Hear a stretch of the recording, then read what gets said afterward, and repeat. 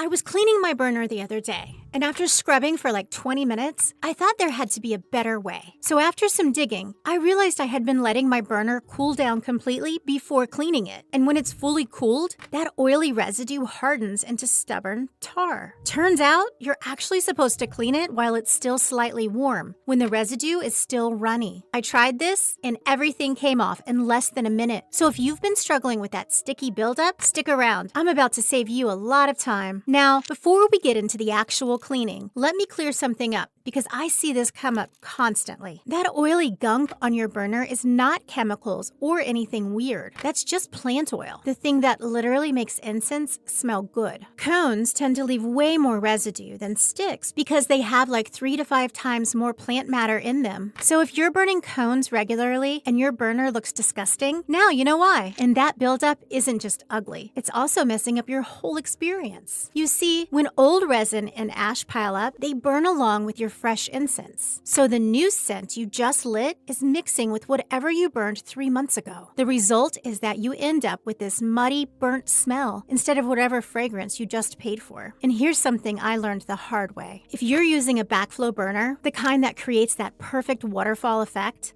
and you notice the smoke stopped flowing downward, it probably has nothing to do with the cones and something to do with clogged holes.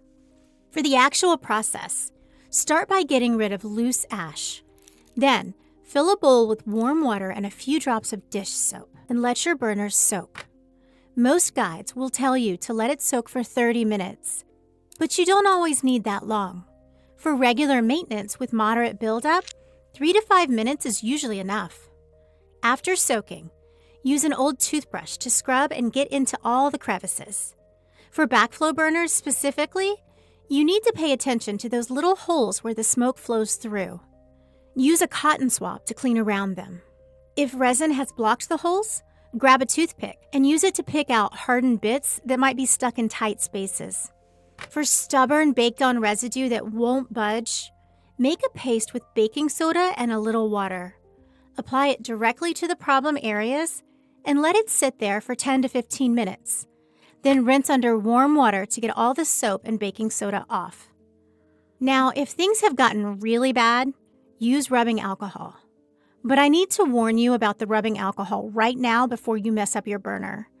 Rubbing alcohol works great, but it also strips the top layer off your burner if it has any kind of paint, lacquer, or coating on it, completely ruining the finish.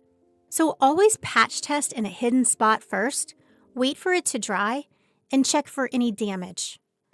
There's also this little trick I learned. Dip your wet wipe into some of the incense ash before scrubbing. The ash is just abrasive enough to cut through oil without scratching. You're literally using the mess to clean up the mess. It sounds weird, but it works surprisingly well.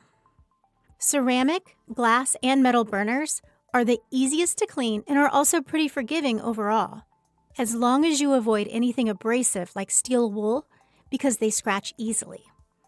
If you have a wooden burner, just use a barely damp cloth with a bit of soap to wipe it down and then dry it immediately.